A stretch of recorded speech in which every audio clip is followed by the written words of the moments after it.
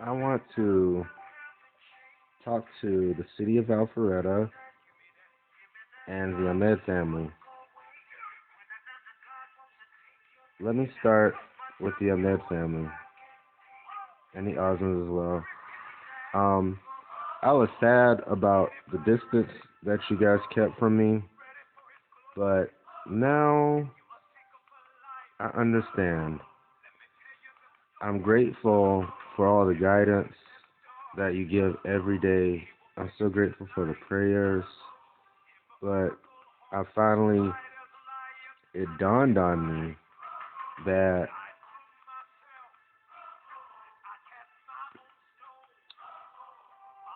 a lot of darkness is following me.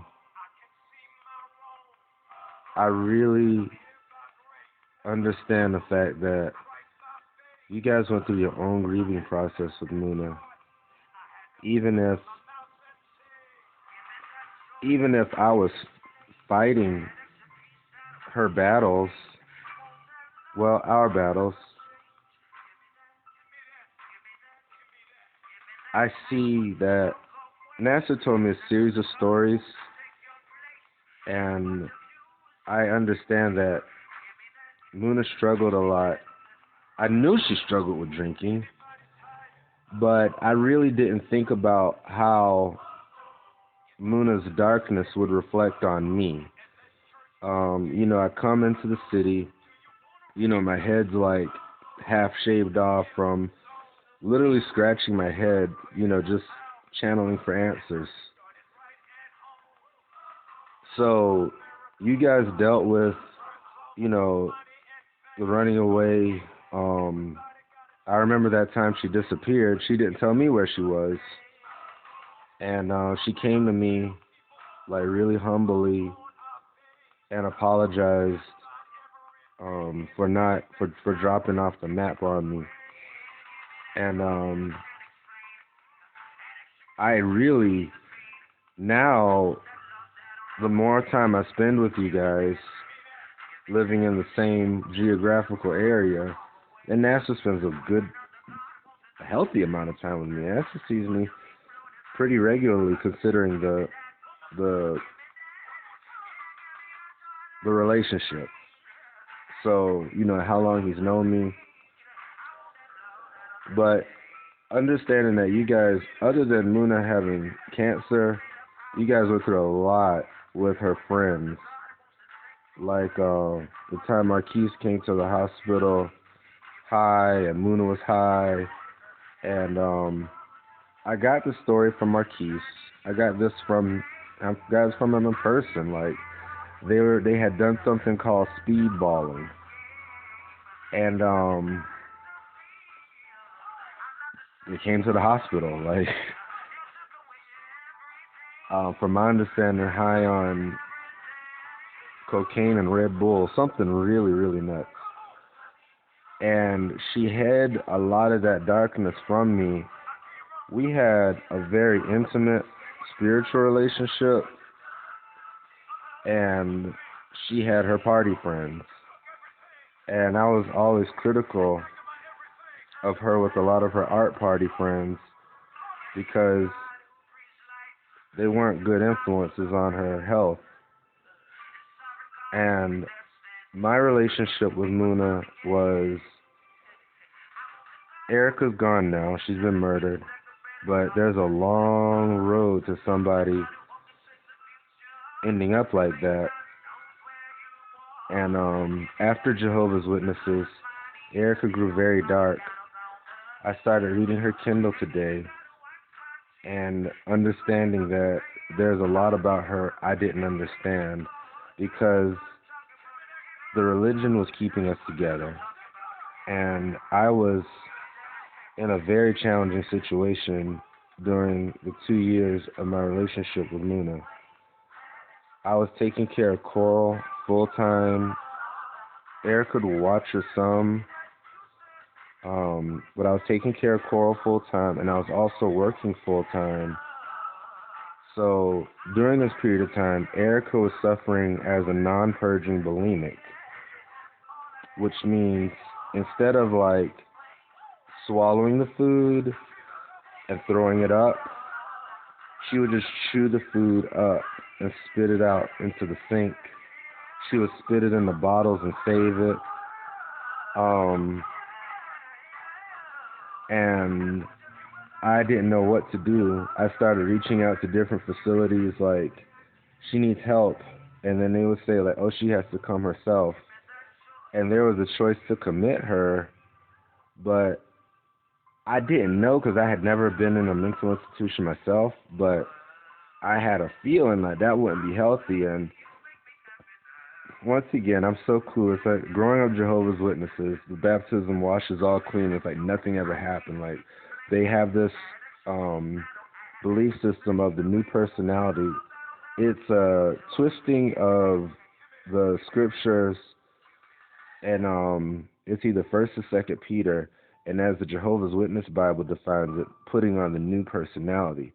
But the problem with putting on the new personality is it disassociates you from your old personality. And while you have this thriving social life, you're completely disconnected from healing your past trauma. And there was one book, I believe Erica bought it, called Feelings Buried Never Die. And it led to her being victimized. Let's talk about the graffiti thing with Muna and I. Once again, I'm clueless. It's like a lot of time passed, and I never stopped doing graffiti, but let me define graffiti in my generation's term. It was just like you pick a word and you learn how to stylize that word. It was just like for the love of it, just beauty and love. And on the West Coast, there's a lot of gang ties to it, but in Georgia, it was like, I mean, I'm not to say that there weren't any chrome, because like Chrome, it was a big thing. Chrome was like, they'd be like, Chrome's gangster, like Chrome's such a gangster. Like people were like, Chrome came, he was from Miami, and this was before the MSG crew really got roots in Atlanta. It was just an art thing. It was art. It was like we artists. Like my art colleague Rio Dio from Bowen Homes, who know more than he gonna say about the network crew. He was in a crew, or is in a crew called Disciples of Art with another guy named Task. So that was the culture, Disciples of Art, and that's how you made friends. Like the murals that people used to paint back then. I mean, you'd see civil rights murals, murals dedicated to family. He used to write canon. His name's Ward. He makes children's books now. He would make murals of his family. Like, it was beautiful. Mr. Totem, who's still an active artist, fellow Tax Crew associate, affiliate. I don't know. Like, it was just a thing of beauty, and there was violence and there was scuffles, but this whole prostitution thing, I had no idea about. So I'm just writing on trash cans, walking with my daughter to find bridges, and just having the time of my life. And Luna and I, like, while we started our relationship as adults at Dance 411, it progressed to the visual arts world. So it's like the woman who would later allow me to propose to her repeatedly and told me to call her my wife. And I'm understanding more, like, now that I'm understanding the whole world of adult culture in America more, being outside of Jehovah's Witnesses, people don't take that seriously. So, at my age, I was 36 when I got with Muna. She was 23? No. 20, 21. She was 21 in our adult relationship. We had met each other before and crossed paths at some Ethiopian get-togethers. And when I was in field service as a Jehovah's Witness, when they lived in DeKalb County, Doraville to be specific. So we started this relationship where I was teaching her how to do graffiti, just as I was taught. It was like a mentorship thing, but I didn't understand Instagram, and I didn't understand how Instagram would be a horrible influence. Horrible. Like, the whole motive changed. It was about it getting attention, and with a lot of using the word psychic is a very loaded word, but mind control for prostitution and other negative, very negative things, white supremacy. I got along with my white friends in graffiti. Like, we didn't understand each other per se, but it wasn't hatred. Like, it wasn't hatred. There was some hatred, let me correct that, but it was manageable. It wasn't like, and also I was on my home turf. I was in Savannah, and I pretty much painted on bridges. And actually, let me think about that. I was innocent. Like, I used to go paint under the bridge, and it was a big meditative time. And I started experimenting with freight trains, but I never got into freight graffiti big. Muna told me I did. Muna Ahmed Kelly told me I did. But the difference was, not the difference. Let me go back to the fact Matt wiped my memory. There's a process called verbal hypnosis and selective memory removal.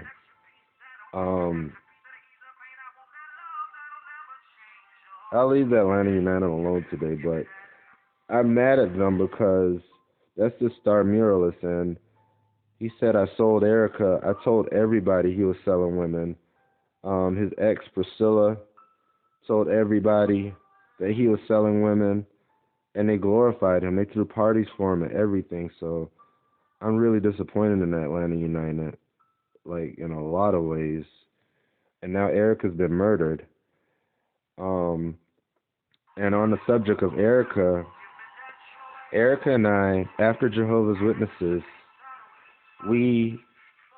she helped me to understand that I could have a healthier relationship. Like, I could have a romantic relationship where we still sustain our physical commitments. And now the physical commitment was to take care of Coral. So we lived in separate rooms, and that's how I got started at Dance 411. And I met Muna and Sartu. So it was a clean relationship. It was like Erica became jealous, but I mean, no matter how you cut that, it's jealousy. But I poured my heart into Muna, like, nightly.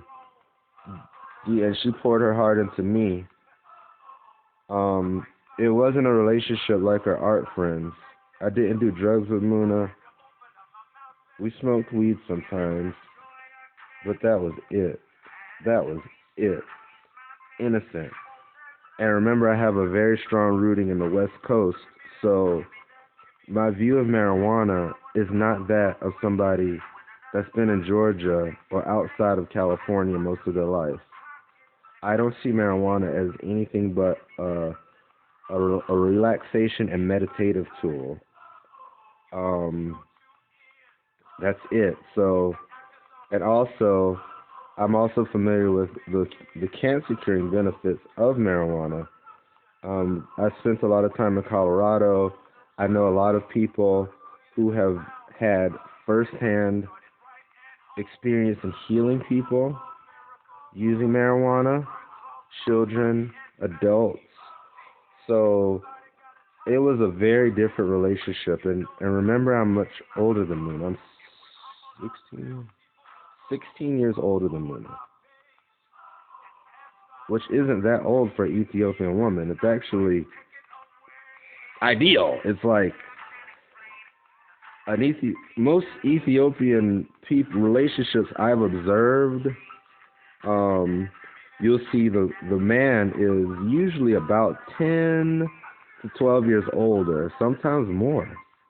Sometimes more. I'm not sure how much older Ishmael is than Hayat, but Ishmael got him a young, pretty wife. That's all I can say. So that's what I got me. And me and Muna were working together. We were like, how are we going to help Erica?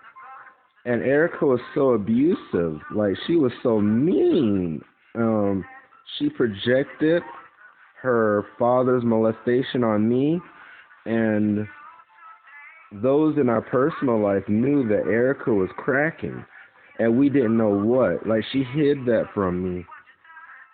I knew he waterboarded her, but god damn. But the rest of the story didn't come through until after she revealed herself to me after her murder, not several days ago. I didn't know. I didn't know that their family had, like, there was a lot of victims in their family, and when she came to Jehovah's Witness, she told me about all these other people in her family whom it happened to, and she always called me her knight of shining armor. She'd always say, you saved me, and that meant a lot to me. Being a Jehovah's Witness, it's like a firefighter. You feel this commitment to save people's life and help people if you really believe in it. Like, that was my thing. I was a good Jehovah's Witness. So when I knocked on your doors on Saturday mornings, I felt like I didn't feel like I was just passing out magazines. I really studied the Bible with the object of leveling with people so that I could connect to them spiritually, no matter what their belief system or race was. And that wasn't common among Jehovah's Witnesses. That's my own personal quality. I've always loved people, and Muna related to me on that, and we loved helping people. Like, unfortunately, after the select, I hope, you guys guide me. You guys have taught me all this higher self guidance, and you haven't talked to me much in the real world, or let me say the physical world, because if I'm getting food, money at times, clothing, and other supplies, toiletries, all the way up to including intimacy, like physical, like, I don't know how to describe it. Like, when Mooney gave me the first dream after her exodus, her murder by Matt Field, it was there was a blue neon sign, and it said, "I'm doing okay. I'm doing much better, or feel better." I forgot exactly what it said. But I called Nasser and I said, "Your family is magical," and that was it. And it was a blue neon sign giving me confirmation that, like, I can, like, change my view, because growing up Jehovah's Witnesses, you're taught that the soul, like, the flesh is the soul. We're taught that the flesh is the soul, and any doubts that I had about the flesh, the soul being separate from the flesh, have been eliminated with Erica's exodus. Eliminated. I have had a lot of very esoteric experiences being in this house alone, where it's like I'm having sentient conversations with Erica. about things that we don't, history that we don't have together, like updates, like what happened to you.